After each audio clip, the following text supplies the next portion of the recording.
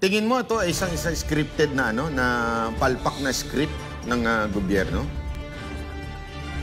Well, kung titingnan natin ang mga pangyayari is mukhang hindi naman siya mukha talagang meron itong something fishy, no? Hindi maganda yung script nito kung ito ay isang palabas.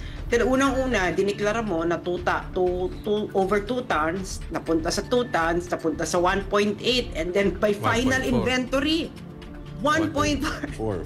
Ngayon, tapos, bumaba din yung values. Nung siya mo from 13.3 to 9 billion. Alam mo, banat bay, no? Kung ito ay nangyari nung panahon ni Digong, naku, ang mga politiko nun, nagpunahan na itong i-Senate investigation. Sinabi mo ba? Tama. Palagay mo, bababa pa yan. Huling tawad na ba yan? Hindi, pero hindi ba may hearing sa Senate nung nakaraan, SAS, yung sinasabi nilang biggest din, yung kay Mayo. Oo, meron yung mga pulis na sinasabi doon na 30% sa asset. Ang request ng asset, yung total nung mahuhuli, 30% yung mapupunta sa kanya. Hindi na pera. So, 2 tons Tapos naging 1.4. O, hindi kaya ito na yun. Baka binigay na yun din sa asset. Hindi kasi hindi may ganyan, hindi ba? Nung hearing nung nakaraning kay Senator Bato sa Senado na nagkakatanungan pa nga sino yung asset, hindi nila binibigay, di ba?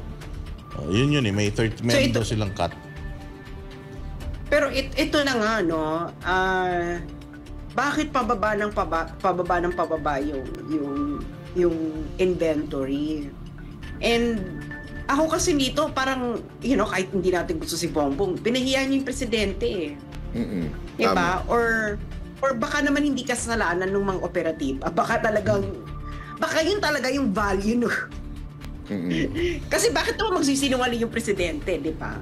Bakit naman siya magsasabi ng fake news? Hindi naman mahilig magsinungaling si Bongbong. Ay, oo. So ako'y naniniwala at naninindigan na tama yung sinabi ng Pangulong Marcos na ito ay 13.3 billion at dapat talagang alamin kung bakit ang naging inventory bigla ay 9.3 billion. So, malaking halaga yan na parang sa isang araw lang, ganun na yung ubusan. Gano'n ba kalakas yung mga yan para biglang bumaba ng ganyan? So, kailangan doon tayo sa sinabi ni Pangulong Marcos kasi yun yung sinabi ng presidente, di ba? Imposible magbigay siya ng figures na no?